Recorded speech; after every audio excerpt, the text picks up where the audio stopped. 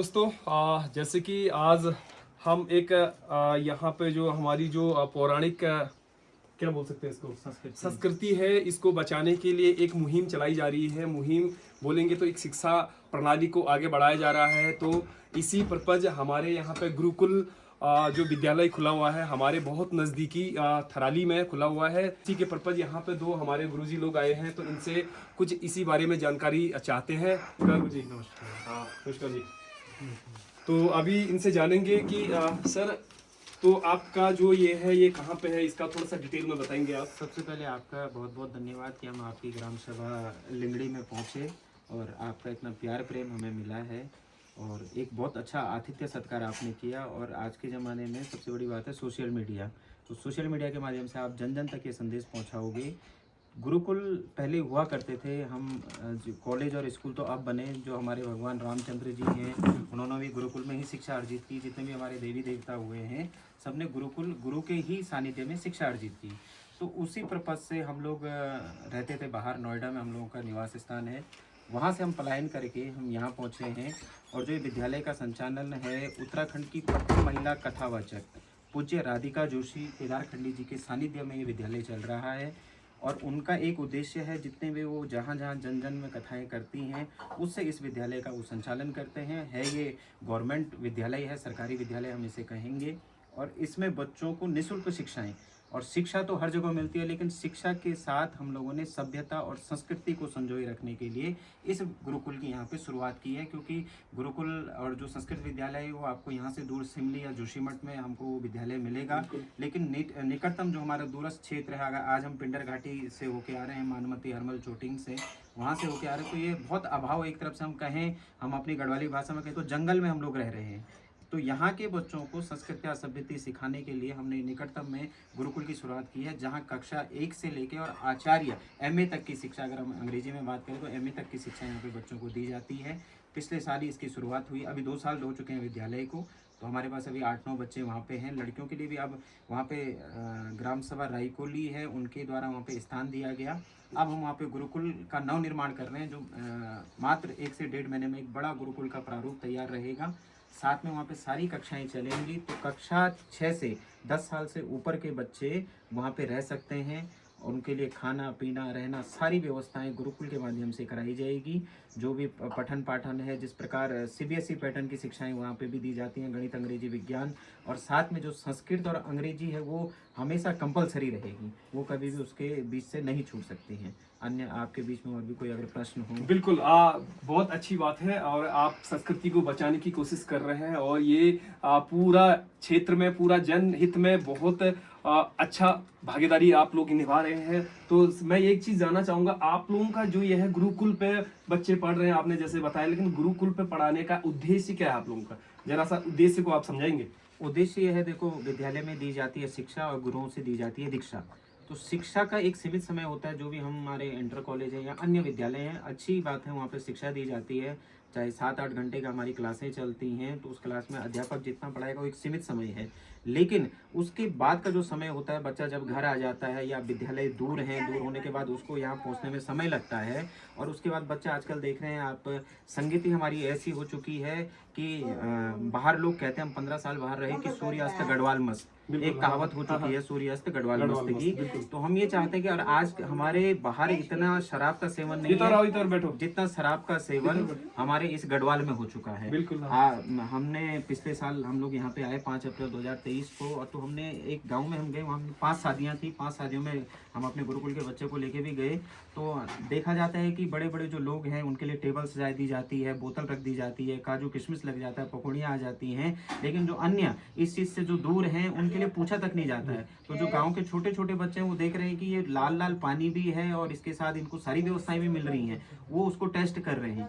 अगर कोई बच्चा गुरु के अधीन रहेगा, 8 घंटे की जब वो कक्षा लेता है, उसके बाद वो गुरु के साथ रहता है, और गुरु एक कक्षा के बाद माँ बाप और भाई बहन सब हम ही लोग हैं उनके लिए। तो हम उस तरीके से उस परिसर के अंदर उस बच्चे को रखते हैं। और सबसे बड़ी बात, आज आप अपने सोशल मीडिया के माध्यम से इस चीज़ का प्रचार कर रहे हैं, लेकिन सबसे बड़ा वर्तमान में दुश्मन हमारा ये मोबाइल ही हो चुका है, जिससे हमारा बच्चा घर आने के बाद आप अपने बच्चे को ये नहीं बोल सकते हैं कि मोबाइल को छोड़ दें, वो आपसे ज़बरदस्ती मोबाइल ले लेगा और उस मोबाइल में वो व्यस्त रहेगा। लेकिन हमारे गुरुकुल में मोबाइल की कोई सुविधा बच्चों के लिए नहीं है। एक हफ्ते में वो अपने माजी पिताजी से बात करेंगे, तो हर समय उन्हें कुछ ना कुछ उनको अच्छे संस्कार ही दिए जाते हैं। हमारे साथ एक बालक आपके नलदोरा का भी है, ये बालक भी आया, उसको भी 1 साल हो चुका है, तो इसने वहाँ से कुछ ना कुछ अच्छी शिक्षाएं ही ग्रहण की हैं।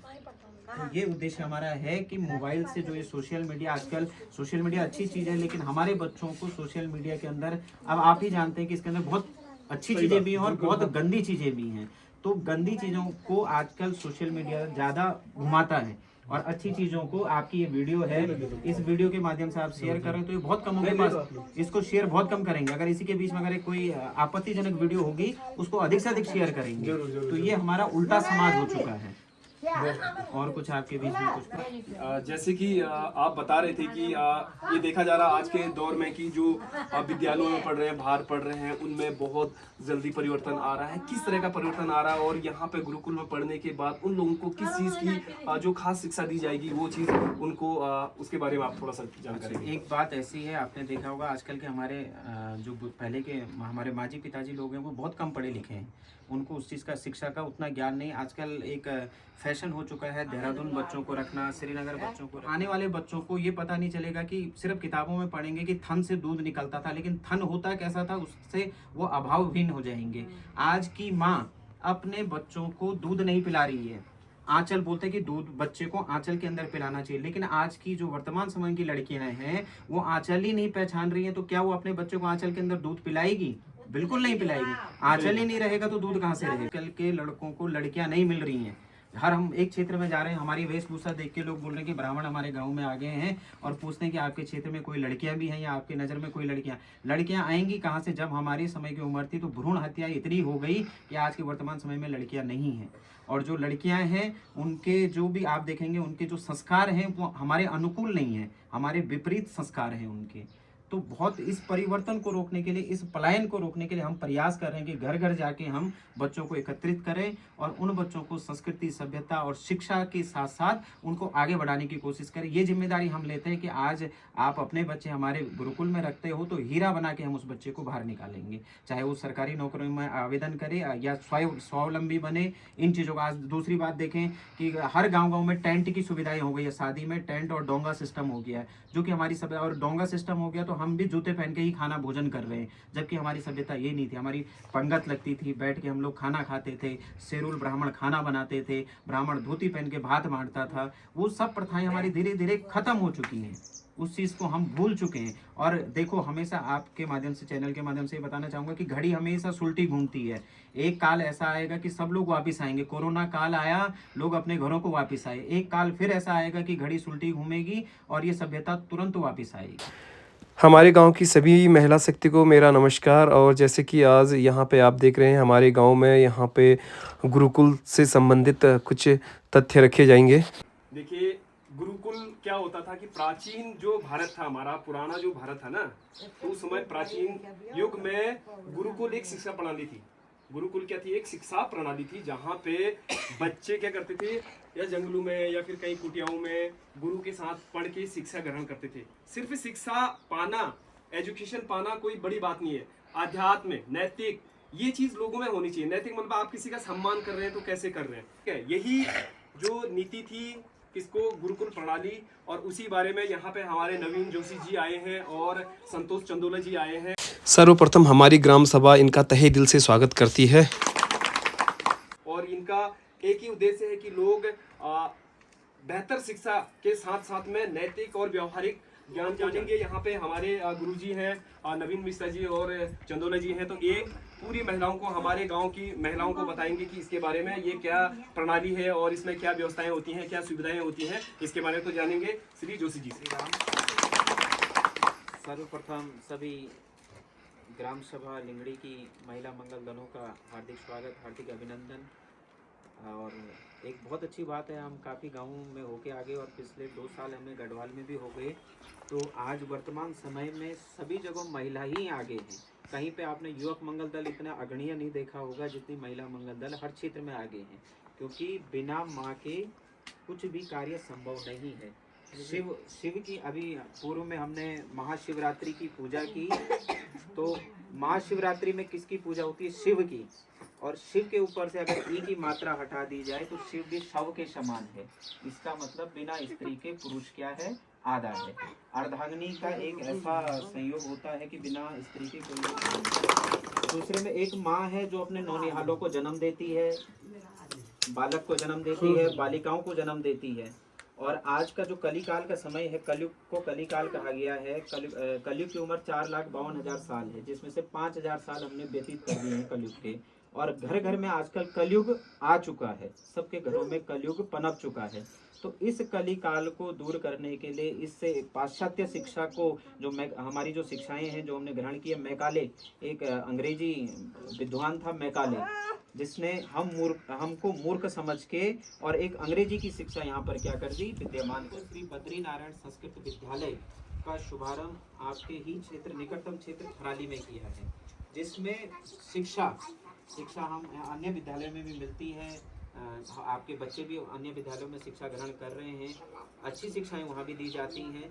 लेकिन शिक्षा के साथ साथ हमारा बच्चा आजकल सभ्यता और संस्कृति से दूर होता जा रहा है। उन बच्चों को पता नहीं, कई लोग पता नहीं है, किसी चीज़ के बारे में आज के समय में नहीं पता है, कुछ पता नहीं, बच्चा खाने को तैयार नहीं। हमने बच्चे को बाहर की चीज़ें बहुत खिला दी है, मैगी खिला दी है, अलग अलग चीज़ें यहाँ आ गई, लेकिन अपने यहाँ की सभ्यता संस्कृति उसको पता ही नहीं पा रही है। तो ये हमारी कमजोरी है या हमारे बच्चों की ही सोच अपने लिए। अब हम लोग यहाँ से पढ़ा रहे तो हमारे पास सिर्फ दो ही ऑप्शन है, या तो हम इंजीनियरिंग के क्षेत्र में बच्चे को भेज देते हैं या मेडिकल के क्षेत्र में। मेडिकल के क्षेत्र में भेजना है तो हमें अथाह पैसा चाहिए। किसी को अगर आप अपने बच्चे को डॉक्टर बनाना चाहते हैं तो अथाह पैसों की ज़रूरत है। डी फार्मा एम फार्मा कराओ तो एक मेडिकल स्टोर खुल सकता है। मेडिकल स्टोर इतने हो चुके हैं, नीचे बहुत कम, या तो एक हाथ से छुएगा या यहाँ तक पैर छुएगा, क्योंकि यहाँ दरिद्रता होती है। आप अपने बच्चे को दरिद्रता दे रहे हो और यहाँ नीचे अंगूठे में ज्ञान होता है। तो सब कुछ हम जब बोलेंगे नहीं, हमारे बच्चे करेंगे नहीं। सुबह प्रातः काल उठ के बच्चे प्रणाम करें, माँ बापों के पैर छुए, पति पत्नी के पैर छुए। अभी तक हमारे घर में हमारी धर्म के आ रहे हैं, तो जब वो शराब पी के आ रहे हैं तो तब माँ एक माँ का रूप है, लेकिन जब वो शराब पी के आ रहे हैं तो स्त्री को काली का रूप भी कहा गया है। स्त्री काली का रूप भी धारण कर सकती है, लेकिन जब पति के बराबर कोई देवता नहीं, पति के बराबर कोई परमेश्वर नहीं, तो सबसे पहले अपने घर से हम अपने घर वालों का सम्मान करें। इसीलिए आपके क्षेत्र में ये विद्यालय खुला है। अगर हम यहाँ बताने आए हैं, हर कोई अपनी प्रशंसा ही करेगा। हम बताने आए हैं तो बाहर के 2-4 आदमी आपको क्या बोलेंगे? नहीं वहाँ तो बासी खाना मिलता है, नहीं वहाँ तो रहने की व्यवस्था नहीं है। दुष्प्रचार ज़्यादा करते हैं, लेकिन प्रचार कभी नहीं करेंगे। दूर के ढोल सुहाने लगेंगी, 700-800-900 रुपये वो हर साल बढ़ती जाती है, जिस हिसाब से वो 1 साल की लगेगी, मात्र 1 साल की। उसके बाद हम लोग का आश्रम है। आप लोग जो अपने, हमारी तरफ से कोई करदर नहीं, लेकिन आप स्वे अच्छा अनुसार जो देना चाहते हैं वो दे। समझो आपके बच्चे नहीं हैं, आप दूसरे आपके कई कथा, आप माई का वल, कहीं आपके रिश्तेदार होंगे, सबको बताओ, समझाओ। देखो प्रचार ऐसे ही होता है। अब हम लोगों ने निःशुल्क खोला है, तो हम ऐसा तो नहीं बड़े बड़े बैनर लगा पाएंगे, ये कर पाएंगे, इतना खर्चा हमारे पास में नहीं। एक दूसरे के माध्यम से आप लोग समझा।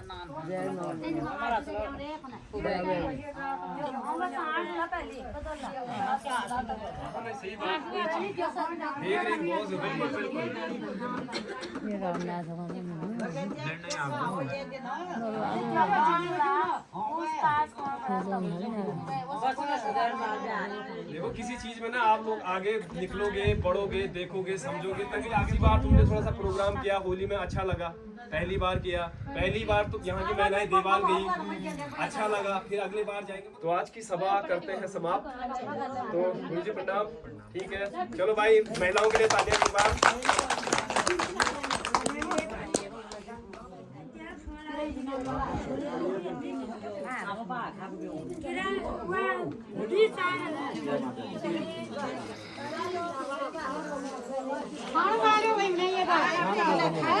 भोजन नहीं कर रहे हो क्या? भोजन करके आए। चलो ठीक है, मिलते हैं।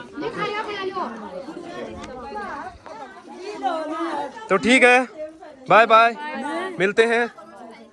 अच्छा मैम, ना ठीक है, देख आके आओ क्या है। पुरानी शिक्षा प्रणाली होनी चाहिए लोगों के बीच में, ठीक है। हो दिए बाहर नहीं खाओ, नहीं खाना पाखा सदा खुदा मोला चलो फिर चलते हैं। हाँ बाय।